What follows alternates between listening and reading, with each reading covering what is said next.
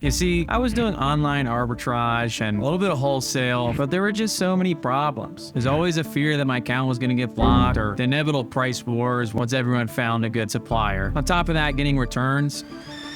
No. But then one day I was introduced to the concept of a private label brand. I had friends that had private label brands before, but I had never really thought about creating an entire brand of my own until I saw some of the people around me and how successful they were at it. And this is where things really started to make a turn for me. I started looking at YouTube's trainings. I found mentors and hired a lot of consultants to help me get a lot of information and understand the business. Quickly, I got into launching my own product. That's why in this video, I'm going to reveal to you why private label is the best way to make money in Amazon. Private label is awesome because you get to own your brand. You get to own your product. And not only can you sell on Amazon, but you can sell through tons of different distribution channels. You can sell directly to your consumers. You can sell on retail markets. Hell, you could even sell at a garage sale. You're going to own your custom labeled product. You're going to be able to create custom boxes, custom marketing materials. You'll have control over your brand and your product. Higher profit margins, less competition. And if you create value to the products, you can set your own price. For instance, Dude Wipes. They upgraded their product. They did amazing marketing and they started selling them to adults after they take a dump. Due to their own custom marketing, they're doing amazing now. They've taken a ton of market share and they're expanding every day. So having control over these products gives you an edge in a lot of ways. There's tons of ways to get into private label. Most people just copy a product, which is a horrible idea. You're going to always be fighting over prices. There's no way to differentiate your product besides the marketing material. It's just not worth it. Spend the extra time, create a way to improve the product and give you a way to market at a premium price. And when you can sell at a premium price, you're going to get a premium profit margin, generally as long as you don't spend too much money upgrading the product. We have a very long system that we've developed over time to find great products. We use data-driven decision-making based on the previous products that we've looked for and our experience in the marketplace in order to be able to launch effective products into the market. We do things like product finding, product evaluation, the product prospect, and 2 phases of product development. When we run them through our advanced product development process, we can make a better product, which we can command a premium for, giving you better margins. And on top of that, our experience with sourcing will get you the cheapest pricing. We add a ton of value that pays off in multitude of ways, not only through pricing, but through being able to market easier and being able to advertise at a more efficient rate, and overall have a totally killer converting listing that's going to help you accelerate and move quickly into the marketplace, gain market share, and become profitable. We check rates from over 20 different suppliers. We have boots on the ground in China that are going to these factories and helping getting pricing for you. We want to make sure they have good credibility, they have a good track record, and they're going to be able to deliver on time with good quality materials. I've had a lot of bad experiences in the past that I've been fortunate enough to learn from, and now I really understand how to look for a factory. I want to make sure I get the good samples of the product at different batches to make sure they're not sending me anomalies. I want to make sure that the factory has a very clear understanding of what my expectations are from all aspects in terms of the timeline, as well as what percentage of that inventory can be defective. From there, we can have good quality control checks and make sure the overall process goes smoothly, understanding how we want to improve the product and working with us while we're doing all different parts of the product development process. This is a very complex and intricate topic that I'll cover in another video. From there, we also take care of the supply chain, the PPC. We've had a few big issues with suppliers. In the past, one time we put a 10,000 unit PO in outside of Alibaba and we didn't have any protection. Unfortunately, they took our money. The product was faulty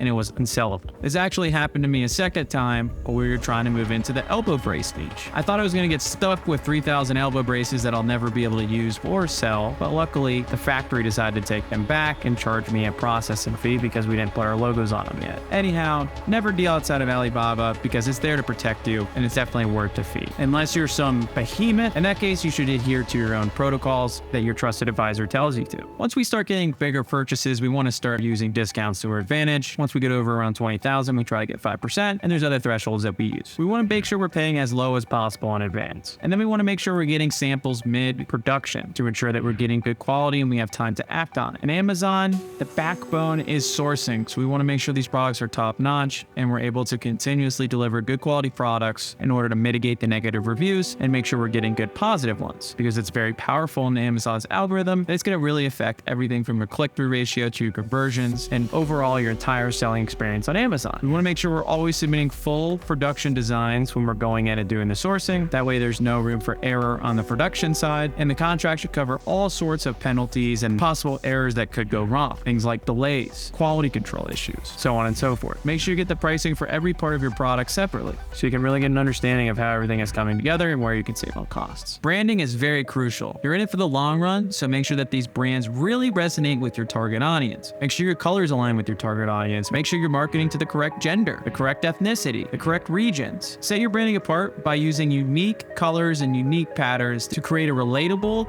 and engaging experience for your customer. Create eye-catching packaging. Use tools like Canva. These things are so powerful, and you're able to pull in a lot of different design elements. You want to make sure you have a consistent brand identity. Your brand identity should be the same for the box, as it is for the marketing, as it is for your inserts, as it is for your overall copyright. People buy emotions and feelings. Create loyalty in your brand. Prime sells scarcity. It doesn't sell energy drinks. Manscaped sells masculinity. It doesn't sell grooming products. Athletic Green sells a lifestyle, not a supplement. The best consumer brands sell a story, not a product. It's super imperative that you create a high quality listing on Amazon. Your listings is your sales funnel. The images you present to your customers are going to affect if they're going to buy it or not. Appeal to emotions, not to logic. We want to make sure we're selling to the primal part of the brain. The listing of your product helps the buyer better understand what you are selling and why they should buy it. If a buyer sees some pixelated images that are outdated and make no sense in terms of their pain points, they're going to be much less likely to buy it rather than your competitor that has those things done properly. We take listing development very seriously. Overall, there's a few parameters to make sure you're making a good listing. The first is that you have high quality product photos. The main image stands out and is very high quality. Second, that you're in the most relevant category for your product. Strong keyword research on the title, bullet points, and metadata. And we want to make sure we have a good title. A common technique would be to use 3 of the most searched relevant keywords and include them in the beginning of your title. In your bullet points, we can use some emojis to help establish the bond between the customer as well as your product. Your ABC should be very powerful and eye-catching in order to capture your customers. That way we can make sure we get the sale. A lot of brands do it wrong. They don't convey the experience. It doesn't look right. It looks outsourced. There's not a good brand story. The colors don't align. There's a lot of things that brands don't always take into account, but that's actually a good thing because it allows us to come into the market and compete. And by compete, I mean dominate. Select competitors based on their search volume on the first page. We try to find competitors that have around 50% search volume with 50% of keywords on the first page. We really want to take note of the ones that are in the same price point and that have similar products for sale, and those are great reference points for us. At this point, we want to make sure we have good inventory management. Plan your first stock with your competitors and monthly sales in mind. We can use this information to get a good understanding of what our potential cash flow will be, as well as what our potential sales will be. That way we can make sure our first order has enough inventory. Running out of stock really hurts you in the algorithm and is going to cost you a ton of money, so it's important to make sure that you have the correct processes in place, understand your 3PL, as well as make sure that you have a good system in place. We plan using this formula. The production time is around 30 days. The transit time is around 45 days. The transit time to FBA is another 10 days, and we give around a 30-day buffer. In total, around 125 days. So from there, we multiply our sales by 125 days. And we always want to make sure we have that stock in the warehouse as well as in Amazon. We want to keep 45 days worth of stock in Amazon, the rest in the warehouse. FBA check-in takes around 15 days. We want to make sure to account for that and always ensure Amazon has 45 days worth of stock to sell. Make sure you provide all the tracking information to Amazon. Although the first time might not hurt you, it will affect you over time if you continue to annoy them. Make sure you have all the invoices. It's important to have the invoices in case Amazon loses your inventory. That way you can get reimbursed. We use Getita. It helps us keep track of all lost inventory as well as automate the reimbursement process. We also do a lot of in-house auditing.